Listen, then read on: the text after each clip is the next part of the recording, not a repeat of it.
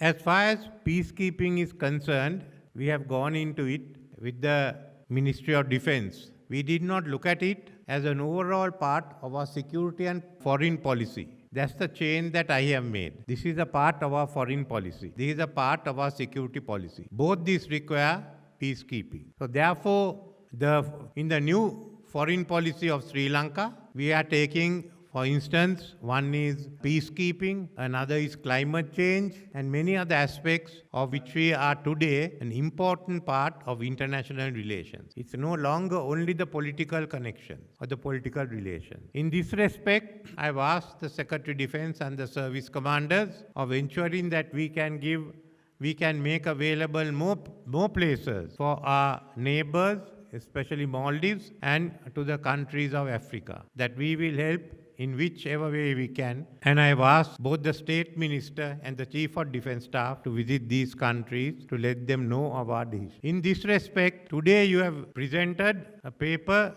proposals on the Sri Lanka's role in UN peacekeeping. I must again congratulate you on it, and your recommendations certainly will be taken up by me and discussed with the relevant personnel. But in all this, you forgot one great institution, the most important one of them all in Sri Lanka. You want the Ministry of Defence and Ministry of Foreign Affairs to get together. All I want to say is that without the Ministry of Finance, everything else is useless. So we will add that also as we make recommendations of how to improve it. And I've taken note of what you have said of the training school. I'd like to see Sri Lanka having a bigger role in peacekeeping. But as the question came, the peacekeeping role itself is changing. This is different from the UN that was founded in 1945. There are independent players like Iran.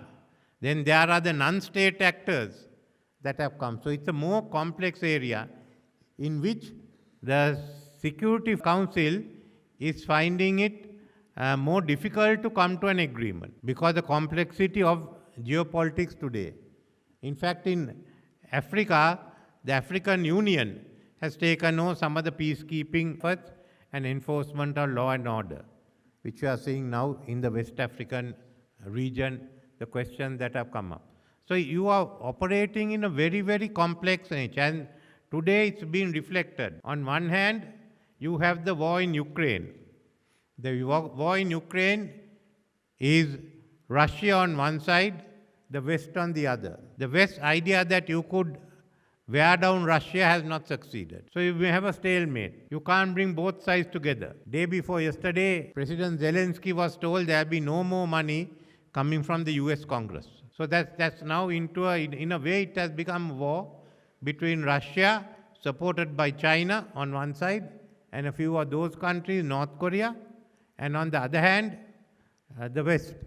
The other matter is the countries like Sri Lanka. We are the neutral countries, the players, and what has happened is the economic sanctions imposed on Russia hasn't brought Russia down. But the Russian economy is now coming into the Middle East and to West Asia, into our countries. You see this when you see more and more Russian tourists coming in here, and Russians are trying to make investments even in Sri Lanka. So that's one conflict that's going on.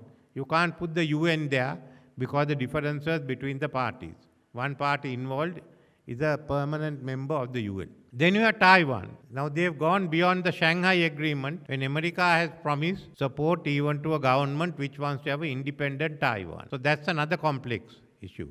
How are you going to line the people up? How are they coming in? With that comes the role of China in the world, in the Indian Ocean. And you can see on one hand the different arrangements that are coming in. So that new development, when within this you find US, India, Japan, Australia forming one organization. And then you have another conflict going on, which I mentioned, is the war in Gaza. It was not triggered off by China or Russia or anyone. It's a non-state actor which has triggered off a war. It's taken off one of the mightiest military machines in the world. And Israel is fighting a military campaign. Hamas is fighting a political campaign. So in this war, it's the worst of what we have seen. 18,000 people killed, and Gaza, certainly the Gaza Strip, completely flattened by bombs. And prior to that, about 1,000 odd Israelis killed.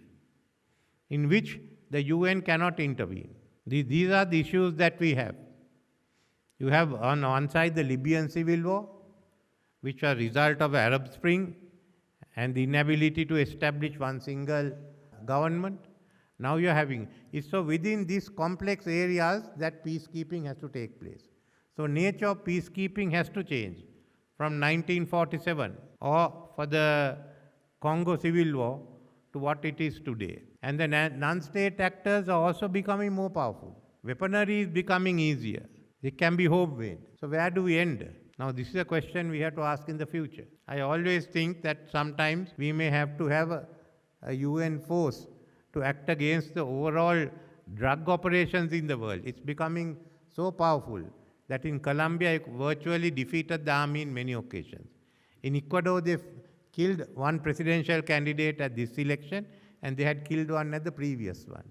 We see the problems that we have of non-state actors in the Western Indian Ocean. So will the UN at some stage even be forced to get together a group, a military mission, which may have to take on the drug cartels, which are becoming more and more powerful and may be in a position to overcome national governments in some parts of the world. So this is the future. As the politics evolve, the nature of the UN missions will also change. So always keep in mind that peacekeeping missions follow geopolitics. Geopolitics don't follow peacekeeping missions.